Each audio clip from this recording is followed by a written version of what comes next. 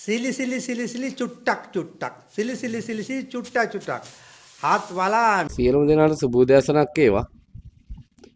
ස්වාමීන් වහන්සේ කෙනෙක් කෑ ගහනවා මේ සොපින් නුරටියෙකුයි පොල් ගෙඩියෙකුයි ලුණු ගෙඩියෙකුයි අරන්. අපේ හාමුදුරුවනේ ওই චීවරයේ ඉන්න බැයි නම් ওই චීවරයේ තියලා යන්න. මොකද චීවරයක් දරාගෙන ඉන්නේ රටේ ඉන්න පුද්ගලයෝ වැරදි වැඩක් කරනවා නම් ඒ මිනිස්සු යහමගට යවන්න ධර්මයේ දේශනා කරන්න නැතුව සොපින් නුරටියක් අරගෙන මයික් ටිකක් වට කරගෙන කෑ ගහන එක නෙමෙයි අපේ හාමුදුරුවනේ. මොකද මේ රට වෙනුවෙන් රට ගොඩ ගන්න වැරදි මාර්ගය යන මිනිස්සු හරි මාර්ගයට යවන්න ස්වාමීන් වහන්සේලා ගොඩක් මහන්සි වෙනවා.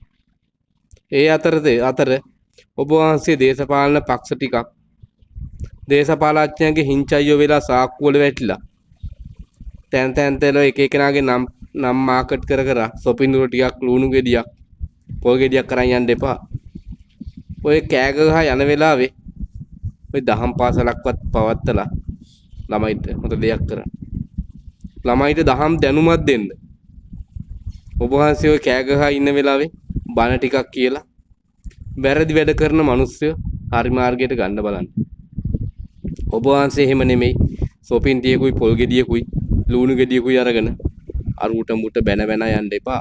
අපේ හාමුදුරුවනේ ඔය සොපින් නැති කරපෙකට මමත් කැමතියි ඇත්තටම. හේතුව සොපින් නුරේ නිකන් දුන්නාම අගයක් නැහැ. තැන් වල විසිකලා මේ අපේ ලංකාව අපේ පරිසරය දූෂණය වෙන්නේ. ඔය සොපින් එක සල්ලි වලට දුන්නාම මේක සල්ලිනි කියලා තැන විසිකන්නේ නැහැ. සොපින් එක හොදලා හරි කමන්නේ අරන් තියාගෙන නැවත පාවිච්චි කරන්න ගන්න. එහෙම වුණාම මේ තැන් වල සොපින් නුර විසිකන එක නවතී හාමුදුරුවෝ. හොඳ දෙයක් කරනවා නම් ඒ හොඳ දෙයට කැමති වෙන්න ඕනේ. බීච් එකක් අයින්ට ගිහිල්ලා බලන්න හාමුදුරුවනේ. ඔය දැන් වැඩක් නැහෙනි පන්සලේ ඉඳලා බණක් කියන්නේ නැහෙනි.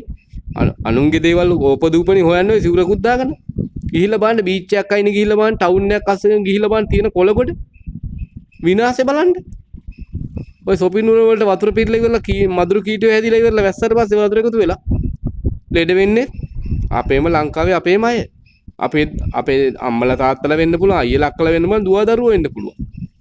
හරිද? ඒ හින්දා ওই සොපින් වලට කරපු දේ ගොඩක් මමත් කැමතියි. ඔබ වහන්සේ රටට මොනවද කරලා තියෙන්නේ කියලා මට ඉස්සෙල්ලා කියන්න. රට වෙනුවෙන් අවුරුදු 22ක් යුද හමුදාවෙත් ඉඳලා විශ්‍රාම ඇවිල්ලා අපිට රට ගැන කැක්කුමක් තියෙනවා. ඔබ වහන්සේලා ওই යුද්ධ තිබ්බ කාලේ කොහෙද හිටියේ හැංගිලා? එහෙනම් කතා කරන්න එපේ. ඔබ වහන්සේලා කතා කරන ඔය විපක්ෂේ එකතු වෙලා රට හදන්න කතා කරනවා. ඔය යුද්ධ වෙලා ඔය පක්ෂේ එකතු වුණාද? එහෙකුට එකෙක් නෑ නේද? සුනාමියෙද්දි කොහෙද හිටියේ? නායයද්දි එහෙම කොහෙද හිටියේ ඔබ වහන්සේලා? දැන් නිකම් මේ කාටවත් කඩේ යන්න එපා අපේ හාමුදුරුවනේ. ආදරෙන් ඉල්ලන්නේ මමත් බෞද්ධයෙක්. ඒ හින්දා පන්සලකට වෙලා බණ ටිකක් භාවනාවක් කරගෙන ඉඳ දැන් කාලෙත් හරිනේ ඔබ වහන්සේලාගේ. ඒ හින්දා තව ටික කාලෙකින් හැරමිටියක් ගන්න වෙන්නේ මයික් මිටියක් නෙමෙයි. ඒ හින්දා කරුණාකරලා රත්තරන් හාමුදුරුවනේ කාටවත් බැන යන්න එපා. මොකක් හරි හොඳ දෙයක් කරනවා නම් පොඩ්ඩක් මේ මෙතනින් හිතන්න හාමුදුරුවනේ. ඔළුවක් තියෙනවනේ. ඔය මේ කාටවත් බයින්න එපා. සොපින් නැති කරපේක හොඳයි. ඊගාව ඩෙන්ගු හැදිලා විවසනයක් වෙලා ඊගාව ලෙඩ වෙලා ළමයි හොස්පිටල් ගාන ඩෙන්ගු හැදිලා මෙච්චරක් මරනවා කියද්දි ඒක රජයට තමයි ඇඟිල්ල දික් කරන්නේ. ඔය සොපින් නුරේ වතුර එකතු වෙලා ඕකේ මදුරු කීටෝ ඇවිල්ලා කාට ලෙඩ මේ ඩෙන්ගු හැදිලා මැරෙනකොට වහන්සලා කියන්නේ ඒකත් රජයට. ඔය සොපින් නැති කරපේකට ගොඩක් කිසුයි ජනාධිපතිතුමනි. ඔබත් එක්ක ශක්තියක් වගේ අපිට කරන්න පුළුවන්. ඕනම සමාජ සත්කාරයකට ඉන්නවා. මොකද දේශපාලඥයෙකුට කඩේ යනවා නෙමෙයි. ඕන පක්ෂයක ඕන මාණ්ඩුවක් මොකක් හරි දෙයක් කරනවා නම් ඒකට හිස නමලා ආචාර කරනවා. ජය වේවා.